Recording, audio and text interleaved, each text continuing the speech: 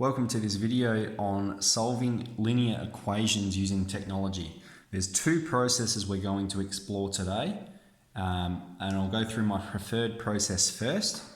So the first one is by graphing.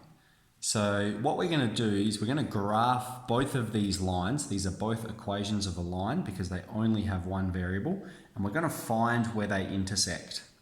So we go into the graph menu in our calculator, and you can see I've already put in the first equation in as y1 and the second equation as y2, and we're going to graph both of them. Now, this is what it should look like for you. If you can't see it, then we need to change our view window. So the solution to these linear equations, or whenever you graph linear equations, the solution to them that makes them equal one another is when they intersect. It's when this line equals this other line. So perhaps you've got a V window that you can't see. So I'll just talk really quickly about what V window is. V window is the constraints of your Cartesian plane. So this is what your calculator is showing you, and here's your Cartesian plane. This is your minimum value of x. So it's like how far to the left on the Cartesian plane are we going? This is your maximum value of x. This is your minimum value of y, and this is your maximum value of y. Now, if you can't see the lines or you can't see where they intersect, you must change your V window. So the way we do that is we press F3. You can see there it says V window. So I'm going to press that, and it brings up my X min, X max, Y min, Y max. And I'm going to go ahead and change them. If you can't see it, you just need to make it bigger. Okay, so I'm going to double it effectively. I'm going to make it go twice as far to the left, twice as far to the right, twice as far down, and twice as far up. So X min minus 20, X max 20, Y min minus 20, Y max 20. Okay, you must have the negatives and the positive, otherwise you'll have a range error. So I'm going to sketch that, and you can see it's changed the window over which it's sketched this function. I can now see nice and clearly where they intersect. So the way we solve the value that makes them intersect is we press Shift and we press G-solve, which is F5.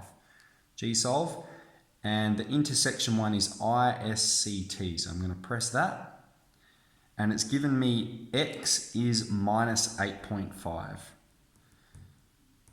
Now it's given me a Y value as well, but that's not important for us. We're not solving Y, we're trying to solve the value of X. That Y value tells us the Y coordinate when X is minus 8.5. But this is the solution by graphing. So if you can't see it, you must change your V window, and you must be confident in changing your V window. The next thing we need to talk about is equation solver. So one way we can solve an equation is we go into equation solver. So that's in our calculator. We can see there equation solver, and we're going to go into solver. If you already have one there, just delete it. And we're just going to put in exactly what we're told here. That is x plus 5, and I've got equals. And we've got a fraction on the other side. It's 2x plus 3 on top of 4. Okay, so I've put it in. I've pressed equals. I press solve, and it tells me the x value is minus 8.5. So you might find that a bit easier. I want you to use this with caution, just because later on when we're doing things like quadratics and cubics that have multiple solutions, the equation solver only gives you one solution at a time. So there are some limits to using this procedure. When you're graphing, if you're graphing it, you're going to see that there are multiple solutions because you'd see multiple intersections. It doesn't have an effect for linear equations, as all linear equations only have one solution. But keep it in mind that if you are doing quadratics or cubics or anything later on, there may be multiple solutions, and this method only offers one solution. That's why I'm reluctant to use it. I do much prefer graphing, but feel free to use either of those.